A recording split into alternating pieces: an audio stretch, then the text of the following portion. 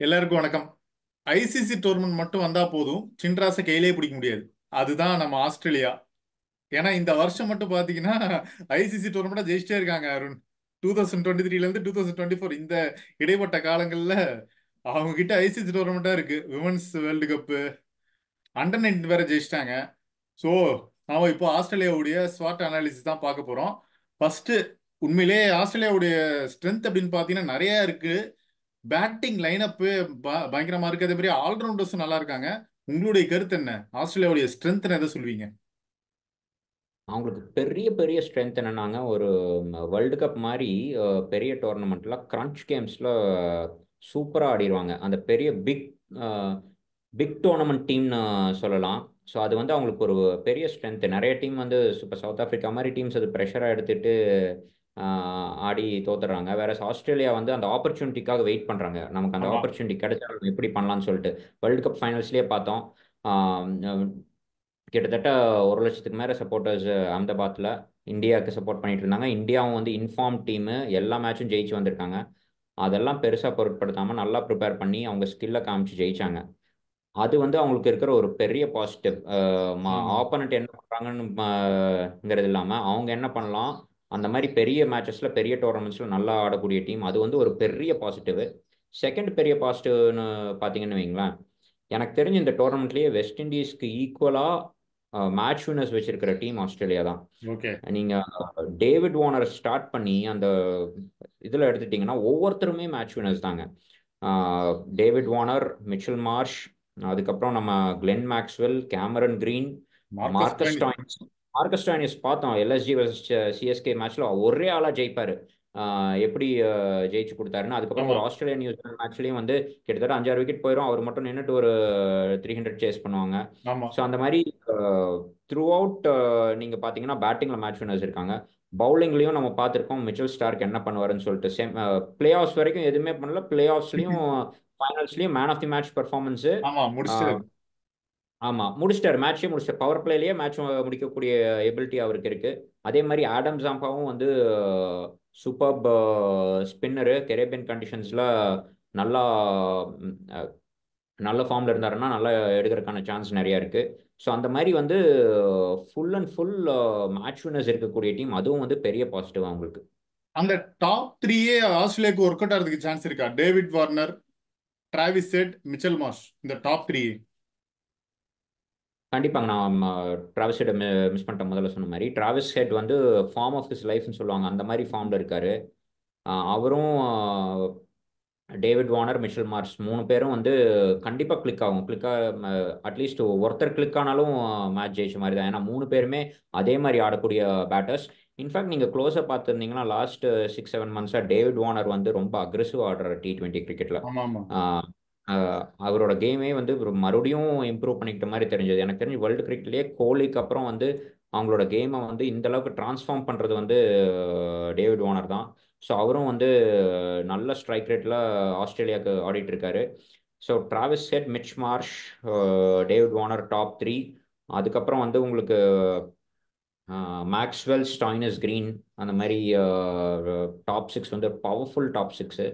நிறைய சான்ஸ் இருக்கு ஆஸ்திரேலியா வந்து ப்ரோக்ரஸ் ஓகே. ஆகிருக்கு. இன்னும் ஒரு டவுட் இருக்கு. எப்படின்னா ஆஸ்திரேலியாவுடைய பிளேயிங் லெவன்னா எப்படி இருக்கும்? பிரைமரி பிளேயிங் லெவன், அதாவது மார்க்கஸ் ஸ்டாயினிஸும் கேமரூன் கிரீனும் ஒரே பிளேயிங் லெவலில் இருப்பாங்களா? அது மாதிரி சான்ஸ் இருக்கா? அப்படி இல்லைன்னா லைக் டிம் டேவிடும் பிளேயிங் லெவலில் இருப்பாரா? இந்த மாதிரி வருமா? நீங்கள் ஆஸ்திரேலியா T20 கிரிக்கெட்டை க்ளோஸாக ஃபாலோ பண்ணீங்கன்னா அவங்க என்ன பண்ணுறாங்கன்னா பவர் ஹிட்டர்ஸ் வந்து ப்ரிஃபரன்ஸ் கொடுக்குறாங்க. பவர் ஹிட்டர்ஸ் நீங்கள் இவங்க 3 பேர்த்தில் கம்பேர் பண்ணீங்கன்னா ஸ்டாய்னஸும் டிம் டேவிடும் better hitters compared to Green. Okay. அதனால ஸ்டார்டிங் லெவனில் ஸ்டாய்னஸும் டிம் டேவிடும் ஆடுறதுக்கு தான் சான்ஸ் இருக்கு. இன்ஃபேக்ட் வந்து டிம் டேவிடை எல்லா மேட்ச்லையும் ஆட வைப்பாங்கன்னு நினைக்கிறேன். ஏன்னா அவங்களுக்கு வந்து அந்த 6 and 7 ஹிட்டிங் ரொம்ப லோவர் முக்கியம். ஆர்டர்ல. Death hit okay. முக்கியம். லோவர் ஆர்டர் ஹிட்டிங் ரொம்ப முக்கியம். ஐபிஎல்ல மும்பை இந்தியன்ஸ்க்கு டிம் டேவிட் வந்து அந்த எக்ஸ்பீரியன்ஸ் இருக்கு. அதனால தான் வந்து அந்த ஸ்பெசிஃபிக் ரோலுக்காக லாஸ்ட் 2-3 ஓவர் தான் அவரோட கேமே. ஓகே. அதுக்காக தான் அவர் செலக்ட் பண்ணியிருக்காங்க. அதனால அவர் வந்து கண்டிப்பா ஆட வைப்பாங்கன்னு நினைக்கிறேன். ஆஸ்திரேலியாவோட ஸ்பின் அட்டாக் பொறுத்த வரைக்கும் ஆடம் சாம்பாவை சொன்னீங்க, ஆஷ்டன் அகர். இப்போ மற்ற டீமை கம்பேர் பண்ணும்போது ஆஸ்திரேலியாவோட ஸ்பின் அட்டாக் ஸ்ட்ராங்கா தான் இருக்கா? மேக்ஸ்வெல் இருக்காரு, அந்த அளவுக்கு ஸ்ட்ராங்கா இருக்கா? ஜாம்பாவை மட்டும் நம்பி இருக்காங்களா? அப்படி இல்ல. ஸோ எனக்கு எனக்கு தெரிஞ்சு அவங்களோட வீக்னஸ்னு பார்த்தீங்கன்னு வைங்களேன், நிறைய பேசஸ் கவராக இருந்தாலும் ஜென்ரலாக அவங்களோட வீக்னஸ் வந்து பவுலிங் தெரியுது. ஓகே. என்ன ரீசன் சொல்கிறேன், ஸ்டார்க் வந்து நல்லா பவுல் பண்ணாரு பிளே ஆஃப்ஸ்லையும் ஃபைனல்ஸ்லையும். அதுக்கு முன்னால் பார்த்தீங்கன்னா ரொம்ப இன்கன்சிஸ்டன்ட் ஃபார்மில் தான் இருந்தார், நிறைய அடிச்சிட்டாங்க அவரோட பாலில். சேம் வித் இவர் பேட் கமின்ஸும் அதே மாதிரி இன்கன்சிஸ்டன்ட், ஆனால் நல்லா இம்ப்ரூவ் பண்ணார் ஐபிஎல்ல. போன ஓகே. சீசன் அதுக்கு சீசன்லாம் ஐபிஎல் கம்பேர் பண்ணும்போது பேட் கமின்ஸ் இந்த சீசனில் ரொம்ப நல்லா போட்டிருக்காரு. ஓகேங்களா? ஸோ அதே மாதிரி தான் ஹேசில்வுட்டும் இந்த சீசன் அவர் ஆடல, ஆனால் போன சீசன் நல்லா போட்டார், அதுக்கு முன்னாடி 2 சீசன் நல்லா போடல. So okay. இந்த 3 பேரும் எப்படி பெர்ஃபார்ம் பண்ணுறாங்கிறது தான் அவங்களுக்கு ரொம்ப முக்கியம். அவங்க வந்து நல்ல ஃபார்மில் இருந்தாங்க. 3 பேரும் நல்ல எக்ஸ்பீரியன்ஸ் பவுலர்ஸு, திங்கிங் கிரிக்கெட்டர்ஸு. அவங்க வந்து எப்படி பெர்ஃபார்ம் பண்ணுறாங்கிறதுல தான் ஆஸ்திரேலியா நெக்ஸ்ட் ஸ்டேஜுக்கு போகிறாங்களா இல்லையாங்கிறது இருக்கு. So okay. அதுதான் அவங்க. ஆனால் நீங்கள் ஸ்பின் பவுலிங் பார்த்தீங்கன்னு வைங்களேன், எனக்கு வந்து கொஞ்சம் வீக்காக தான் தெரியுது. ஆடம் ஜாப்பா வந்து சூப்பர் பவுலர், அவர் வந்து நல்லா போட்டுருவாரு. இன்னொரு ஸ்பின்னர் வந்து கிளென் மேக்ஸ்வெல் வந்து ஒரு ஆல்ரவுண்டர் தானே தவிர ஃபுல் டைம் ஸ்பின்னர் கிடையாது. ஒரு ஓகே. சில மேட்சஸ்ல நல்லா போடுவாரு, ஒரு சில மேட்சஸ்ல ரன்ஸ் நிறைய கொடுத்துருவாரு. அதே மாதிரி ஆஷ்டன் ஏகரும் சொல்லிட்டு நிறைய ரைட் ஹேண்டர்ஸ் இருக்கக்கூடிய டீம்ல ஆஷ்டன் ஏகர் ஆட வைக்கிறதுக்கான சான்ஸ் நிறைய இருக்கு. அதே லெஃப்ட் ஹேண்டர்ஸ் இருந்தாங்கன்னா இப்போ மோஸ்ட் ஆஃப் த டீம்ஸ் வந்து லெஃப்ட் ஆர்ம் ஸ்பின்னர்ஸ் ஆட வைக்கிறது இல்லை. ஸோ அதனால டாக்டிக்கலாக அவர் யூஸ் பண்ணுவாங்கன்னு நினைக்கிறேன். ரைட் ஹேண்டர்ஸ் இருக்கிற டீம்ல ஆட வைப்பாங்க. ஃபார் இன்ஸ்டன்ஸ் சவுத் ஆஃப்ரிக்கா மாதிரி டீம் கூட ஆடும்போது அவர் ஆடுறதுக்கான சான்ஸ் நிறைய இருக்கு. அதே லெஃப்ட் ஹேண்டர்ஸ் நிறைய இருக்கிற டீம்ல அப்படி இல்லைன்னா ரெண்டும் mix combination, for instance India இங்கிலாந்துலாம் ஆடும்போது லெஃப்ட் ரைட் ரெண்டுமே மாறி மாறி வரும். ஸோ அந்த மாதிரி டீம்ஸ் கூட அவர் ஆடுறது கஷ்டம் தான். ஓகே. ஸோ அதனால பவுலிங் கொஞ்சம் வீக்காக இருக்கு. பவுலிங் ஓவராலாவே வந்து ஒரு இன்கன்சிஸ்டன்ட் பவுலிங் அட்டாக். நான் நெட் பிக் தான் பண்றேன் அது அதே ஓகே. மாதிரியும். ஓகே. நீங்க வீக்னஸ்னு பாத்தீங்கன்னா இதுதான் அவங்களுக்கு வீக்னஸா தெரியுது. ஸோ இவங்க ஸ்பின் பவுலிங்க்கு ஆப்போசிட்டா ஆஸ்திரேலியாவுடைய பெர்ஃபார்மன்ஸ் எப்படி இருக்கு? ஏன்னா இது எல்லாமே ஸ்பின்னர்ஸ்க்கு சாதகமா இருக்குன்னு சொல்லியிருக்காங்க, நீங்களும் சொன்னீங்க. ஸோ இவங்க ஸ்பின்னர்ஸ் எப்படி அட்டாக் பண்ண போறாங்க? ரொம்ப நல்ல கொஸ்டின். ஸோ அது அவங்களுக்கு ஒரு கொஸ்டின் மார்க்காக தான் இருக்க போகுது. ஆனால் நம்ம பார்த்துருக்கோம், அவங்க அவங்க டீமில் இருக்க பிளேயர்ஸ் பார்த்தீங்கன்னா எல்லாருமே வந்து ஸ்பின்னர்ஸ்க்கு ஆப்போசிட்டாக முதல்ல வந்து அவங்களுக்கு அது வீக்னஸாக இருந்தாலும் இப்போ நல்லா இம்ப்ரூவ் பண்ணிட்டாங்க. நீங்கள் வந்து டேவிட் வார்னர் ஸ்டார்ட் ஆகி மிச்சல் மார்ஷ், அதுக்கப்புறம் டிராவிஸ் ஹெட் இந்த சீசன் ஃபுல்லாகவே ஸ்பின்னர்ஸ் வந்து பெட்டராக ஆடி இருக்காரு. அது நம்ம பார்த்துருக்கோம். செட்டிலாகவே விடுறதில்ல, ஸ்பின்னர்ஸ் வந்தாங்கன்னா அவங்களையும் அடிக்க தான் பார்க்குறாரு. அதுக்கப்புறம் நீங்கள் பார்த்தீங்கன்னா மேக்ஸ்வெல் வந்து சொல்லவே வேண்டியதில்லை, அகெயின்ஸ்ட் ஸ்பின் சூப்பர் பிளேயர். அவங்க ஆஸ்திரேலியாவுக்கு இருக்கிற பெரிய வெப்பன் அகெயின்ஸ்ட் ஸ்பின் வந்து மேக்ஸ்வெல் தான். ஆர்சிபிக்கும் வந்து ஸ்பின்னர்ஸ் வந்தாருன்னா மேக்ஸ்வெல் அனுப்பி விட்டுருவாங்க, நல்லா ஓகே. ஆடக்கூடிய பிளேயர்.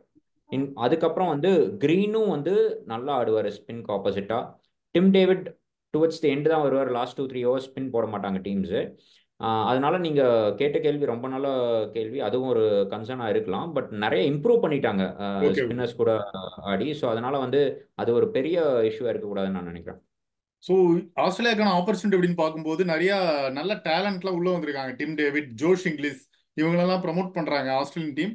அதுக்கப்புறமா அவங்களுடைய குரூப் ஸ்டேஜும் ஃபேவரபிளா இருக்கிற மாதிரி தான் இருக்கு. ஏன்னா நமீபியா, ஓமன்லாம் அந்த குரூப்ல இருக்காங்க. ஸோ அவங்க சூப்பர் எயிட்டுக்கு போயிட்டு இன்னொரு கப்பு இந்த வருஷத்துல அடிக்க சான்ஸ் இருக்கா? ஒரு மிகப்பெரிய ஆப்பர்ச்சுனிட்டியா ஆஸ்திரேலியாவுக்கு? சான்ஸ் கண்டிப்பாக இருக்குங்க. நான் பெரிய ஆப்பர்ச்சுனிட்டி அவங்களுக்கு என்ன பார்க்குறேன்னா, அவங்க raining world test சாம்பியன்ஸு, raining world cup சாம்பியன்ஸு, அதுக்கப்புறம் இந்த T20யும் ஜெயிச்சிட்டாங்கன்னா 3 கப்பும் ஒரே டீம் கிட்ட இருக்கும். ஸோ அது வந்து இது வரைக்கும் நடந்ததே இல்லை. ஆமா. அது ஆல்ரெடி ஐ மீன் ஒரு டெஸ்ட் சாம்பியன்ஷிப் ஒரு 2-3 வருஷமா தான் நடந்துட்டு இருக்கு. பட் ஸ்டில் அந்த மூணும் வந்து ஒரே டீம் கிட்ட இருக்கிறது பெரிய விஷயம். நீங்கள் பார்த்தீங்கன்னா எவ்வளோ ஸ்கில் வச்சிருக்காங்க, எவ்வளோ டேலண்ட் வச்சிருக்காங்கன்னு பார்த்துக்கோங்க. அப்படியே டெஸ்ட் கிரிக்கெட் ஒரு டிஃப்ரெண்ட் ஃபார்மேட்டு, 50 ஓவர் ஒரு different format, T20 different format, எல்லாமே வந்து எல்லா டைப்ஸ் ஆஃப் பிளேயர்ஸும் இருக்கிறது அவங்களுக்கு ஒரு பெரிய பாசிட்டிவ். ஸோ கண்டிப்பாக பிக் ஆப்பர்ச்சுனிட்டி அந்த மூணும் வந்து அவங்க அட் அ டைமில் ஜெயிக்கிறதுக்கு. பொறுத்திருந்து தான் பார்க்கணும் அது பண்ணுவாங்களா இல்லையான்னு. ஸோ ஃபைனலா ஆஸ்திரேலியா இந்த வேர்ல்டு கப் எந்த ஸ்டேஜ் வரைக்கும் போவாங்க, எப்படி விளையாடுவாங்க, அப்புறமா அந்த டீமுக்கான த்ரெட் என்னவா இருக்கும்? ஸோ ஆஸ்திரேலியாக்கான த்ரெட் என்னன்னா, நீங்கள் நிறைய பிளேயர்ஸ் அந்த ஸ்குவாடில் இருக்கிற பிளேயர்ஸ் எல்லாமே இன்ஜுரி ப்ரோன். ம்.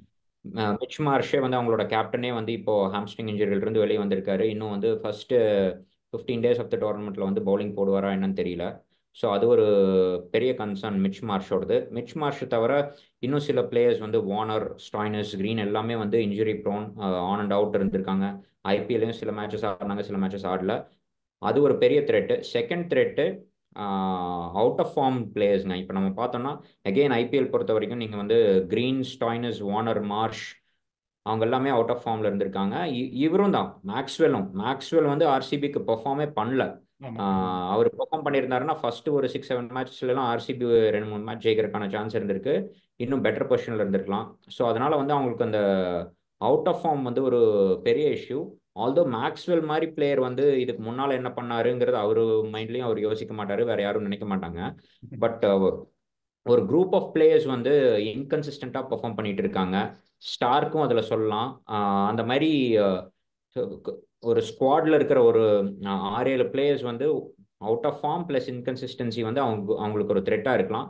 ஹேவிங் செட் தட், இதெல்லாம் வந்து ஒரு பொருட்டாவே கன்சிடர் பண்ணாமல் ஒரு பெரிய மேட்ச், ஒரு பெரிய ஆமா. டோர்னமெண்ட் வந்ததுன்னா எப்படி ஆடணும், அந்த அந்த சுச்சுவேஷனில் எப்படி ஆடி என்ன பண்ணி ஜெயிக்கணும்னு தெரிஞ்ச டீம் ஆஸ்திரேலியா. அதனால சூப்பர் எயிட்ஸ் கண்டிப்பாக ஆடுவாங்க. என்னோட டாப் ஃபோரில் அவங்க இல்லை. என்ன ரீசனும் நான் சொல்லிட்டேன். ஓகே. ஸ்பின் பவுலிங் வீக்காக ஆ. இருக்கு. அதுக்கப்புறம் நிறைய பிளேயர்ஸ் அவுட் ஆஃப் ஃபார்மாக இருக்காங்க. அதுக்கப்புறம் வந்து இன்கன்சிஸ்டாகவும் பெர்ஃபார்ம் பண்ணிட்டு இருக்கனால ஃபாஸ்ட் பவுலிங்கும் வந்து இன்கன்சிஸ்டன்ட்டு. ஸோ அதனால வந்து நான் வந்து அவங்க maybe close fourth or fifth போகிறக்கான சான்ஸ் இருக்கு. பட் அது எல்லாமே சொன்னதுக்கப்புறம் ஒரு டீம் வந்து இது எல்லாத்தையும் இது பண்ணிட்டு பெரிய டோர்னமெண்ட் வந்தால் டாப் ஃபார்மில் ஆடக்கூடிய டீம் நாம் திரும்ப திரும்ப சொல்லிட்டு இருக்கோம் ஆஸ்திரேலியான்னு சொல்லிட்டு. ஸோ அந்த மாதிரி பெர்ஃபார்ம் பண்ணுறதுக்கும் சான்ஸ் இருக்கு. ஸோ நன்றி அருண், உங்களுடைய கருத்துக்கு. ஆஸ்திரேலியா பற்றி கரெக்டாக சொல்லிட்டீங்க. வியூஸும் உங்களுடைய கருத்தை சொல்லட்டும் இந்த ஸ்வாட் அனாலிசிஸ் பற்றி. அப்படி நம்ம தொடர்ந்து இதை பற்றி பேசுவோம். தேங்க்யூ. நன்றி ஆனந்த், தேங்க்ஸ்.